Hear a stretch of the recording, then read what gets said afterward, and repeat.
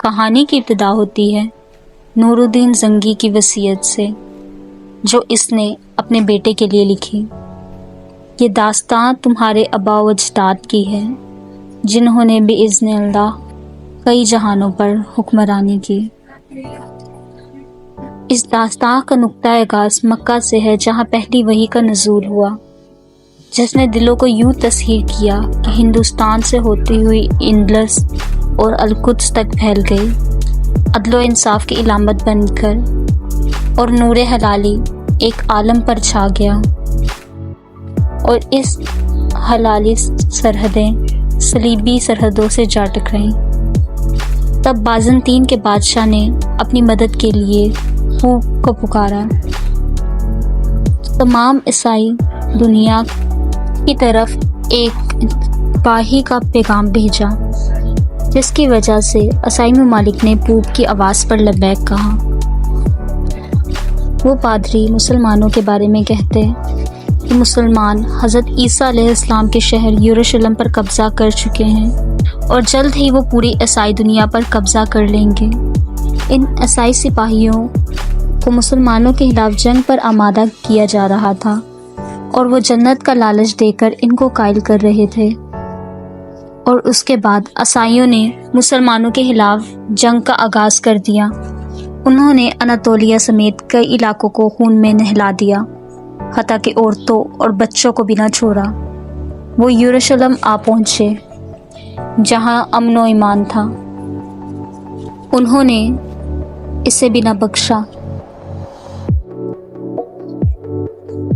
وہ بیت المقدس، جو مسلمانوں کے لیے انتہائی مقدس تھا اور حرمت والی جگہ تھی، انہوں نے اسے بھی دشمنی کی آڑ میں آلودہ کر دیا۔ اور سلطان نور الدین زنگی اپنی وصیت میں لکھ رہے تھے کہ اے میرے بیٹے، یہ تمام سلطنت تمہارے حوالے کیے جا رہا ہوں۔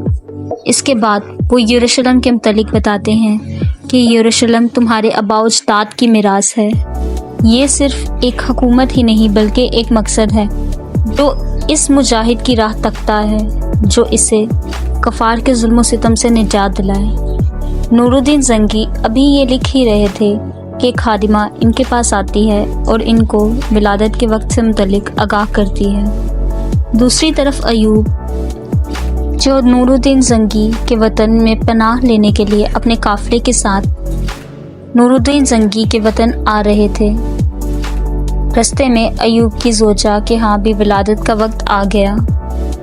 ایوب اپنے ساتھیوں سے رکنے کا کہتا ہے، مگر اس کے ساتھی اسے خطرے کی وجہ سے رکنے کے لیے منع کر دیتے ہیں، جس کے بعد فاطمہ کی حالت مزید بگڑنے لگ جاتی ہے۔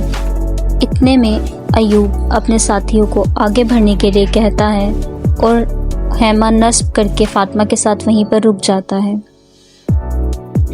ایک طرف نور الدین زنگی کی زوجہ کے ہاں اور دوسری طرف ایوب کے گھر اولاد کی ولادت کا مرحلہ چل رہا تھا۔ نور الدین زنگی نے اپنی زوجہ کی آواز سنی اور اسے معلوم ہوا کہ وہ اپنے ولی عہد کو کھو چکا ہے۔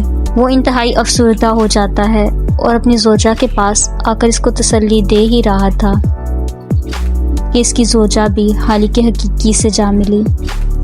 ادھر دوسری طرف ایوب کے ہاں ایک خوبصورت فرزند پیدا ہوتا ہے، جسے وہ یوسف کا نام دیتا ہے۔ اس کے بعد نور الدین زنگی عمر افندی کے پاس آ جاتا ہے، جس پر وہ نور الدین زنگی کو کہتا ہے کہ میں نے آپ کے خواب پر کام کرنا شروع کر دیا ہے، جس پر وہ انتہائی سرد مہری لہجے میں کہتا ہے کہ میرا خواب اب ایک ناسور بن گیا ہے۔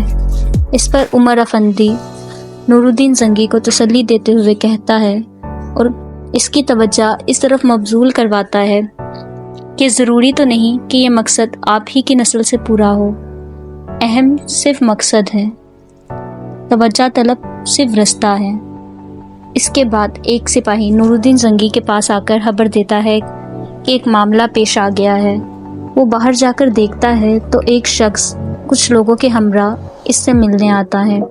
وہ شخص ایوب کا ساتھی شرکو تھا، جو امیر بہروز سے بچنے کے لیے نور الدین زنگی کے پناہ میں آ جاتا ہے۔ اس کے بعد وہ ایوب اور اس کی زوجہ کے متعلق بتاتا ہے، جس پر نور الدین زنگی کے خیال میں فوراً افندی کی بات یاد آ جاتی ہے کہ مقصد تو صرف اہم ہے۔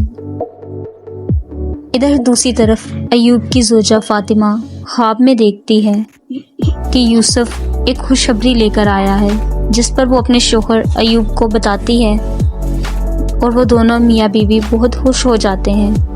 اس کے بعد اچانک امیر بہروز ایوب اور اس کے قافلے پر حملہ کر دیتا ہے، جس پر ایوب اپنے ساتھیوں سمیت ان کا دفاع کرنے لگ جاتا ہے۔ امیر بہروز ایوب کو پکڑ لیتا ہے۔ اتنے میں نور الدین زنگی وہاں پر پہنچ جاتا ہے اور ان کا دفاع کرنے کے لیے ایوب اور ان کے ساتھیوں کو بچا لیتا ہے۔ اس کے بعد ہم دیکھتے ہیں کہ ایوب اور امیر نور الدین زنگی دونوں ایک ٹیلے پر کھڑے آپس میں بات چیت کر رہے تھے، جس پر ایوب بتاتا ہے کہ میں آپ کے وطن میں مقیم ہونا چاہتا ہوں۔ اس پر نور الدین زنگی ایوب سے کہتا ہے کہ اگر آپ چاہتے ہو کہ میرے وطن میں آسان اور خوشی سے زندگی گزارو تو اپنے نومولود بیٹے کو میرے سپرد کر دو۔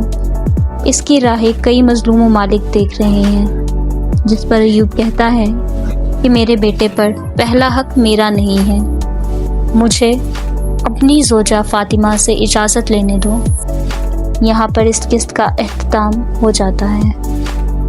مزید آنے والی ویڈیوز کے لیے ہمارے چینل کو سبسکرائب ضرور کیجیے، اور ویڈیو پسند آئی ہو تو اسے لائک ضرور کیجیے گا۔ فی امان اللہ۔